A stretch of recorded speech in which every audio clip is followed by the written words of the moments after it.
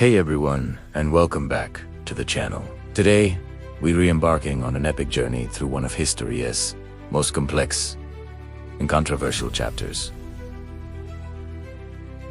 The Crusades. For nearly 2 centuries, waves of European knights, soldiers, and pilgrims marched thousands of miles to the Holy Land. But was it purely about faith? Or were land, power, and wealth the real prizes? Let's unravel the tangled web of religion, war, and politics that defined this extraordinary era. Our story begins in the late 11th century. The Byzantine Empire, the eastern remnant of the Roman Empire, was in trouble. The Seljuk Turks, a powerful force from Central Asia, had conquered vast territories, including most of Anatolia, and were pressing on Constantinople. The Byzantine Emperor, Alexius I Komnenos, sent a desperate plea to the West for military aid. He was likely expecting a contingent of elite mercenaries. What he got was something else entirely. In 1095, Pope Urban II stood before a council in Clermont, France. He delivered a sermon that would change the course of history. He spoke of the struggles of Eastern Christians and the desecration of holy sites in Jerusalem. He called upon the knights of Christendom to stop fighting each other and instead direct their martial prowess towards a common enemy. He promised remission of sins for all who took up the cross. The response was electric. Cries of Deus Vult, God wills it, echoed through the crowd. The First Crusade was born. This wasn't just an army of knights. It was a mass movement. The so-called People's Crusade, led by figures like Peter the Hermit, set off first. It was a disorganized, ill-equipped wave of peasants and minor nobles, many of whom perished or were defeated long before reaching the Holy Land. But the main force, the Prince's Crusade, was a different story, led by powerful European nobles like Godfrey of Bouillon and Raymond of Toulouse.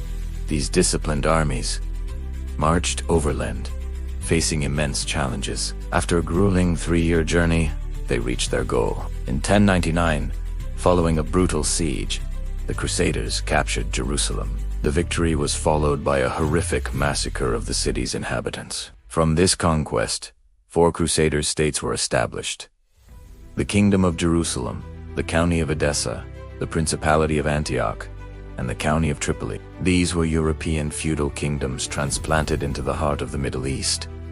But holding on to these territories was another matter entirely. The Muslim world, initially fragmented, began to unite. In 1144, the city of Edessa fell to the Muslim leader Zengi.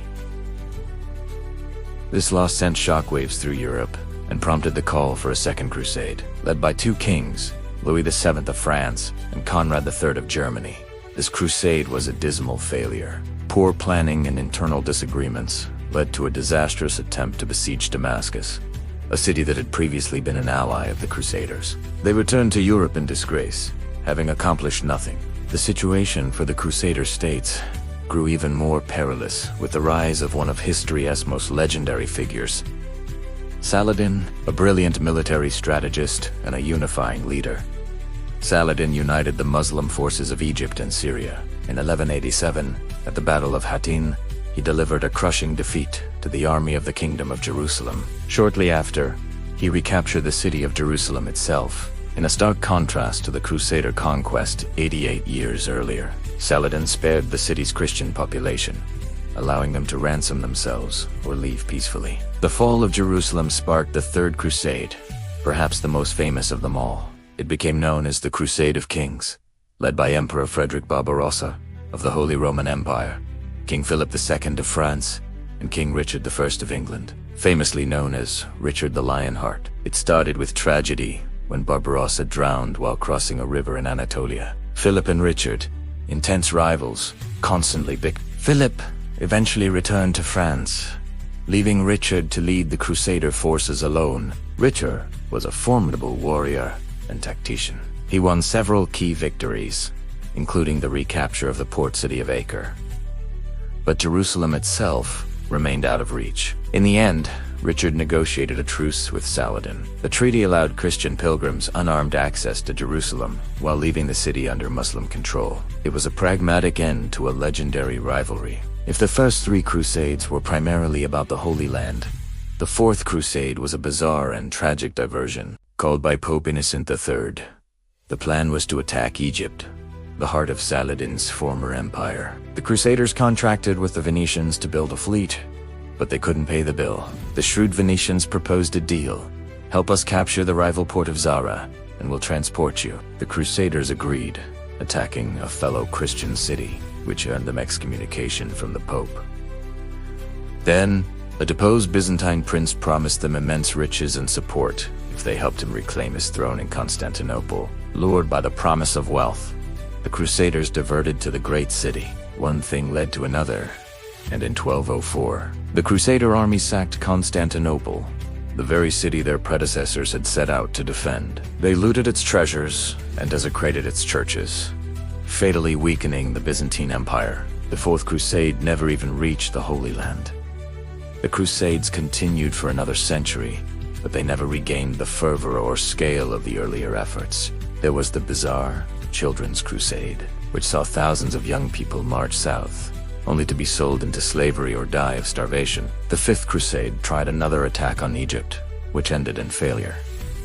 The Sixth Crusade was unique. Emperor Frederick II, who had been excommunicated by the Pope, managed to gain control of Jerusalem, not through war, but through diplomacy, negotiating a 10-year treaty. However, the city was lost again, just over a decade later. The Seventh and Eighth Crusades were led by the pious king, Louis IX of France. Both were costly failures, and Louis himself died of disease. During the Eighth Crusade in Tunis, by the late 13th century, the era of the Crusader states was coming to a close. The Mamluks, the new power based in Egypt, systematically conquered the remaining Crusader strongholds. One by one, they fell. The final nail in the coffin was the fall of Acre in 1291. After a bloody siege, the last major Crusader outpost was destroyed, and the Christian presence in the Holy Land was effectively ended.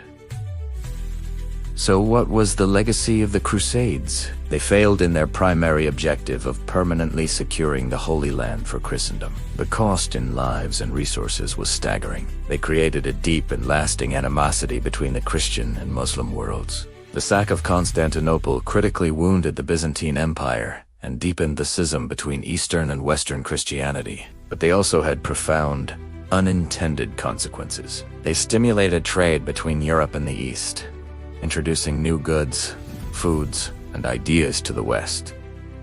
The knowledge rediscovered from Islamic and Byzantine libraries helped fuel the Renaissance. The need to fund and organize these massive expeditions led to developments in finance and centralized royal power in Europe. The history of the Crusades is a powerful reminder of how faith, greed, and power can intertwine in devastating ways. It's a story of incredible piety and shocking brutality, of legendary heroes and tragic failures. It shaped the world we live in today in ways we're still grappling with. Thanks so much for joining me on this deep dive into history. If you found this journey fascinating, please hit that like button and subscribe for more explorations into the past. Let me know in the comments what historical topic you'd like to see next. Until then, stay curious.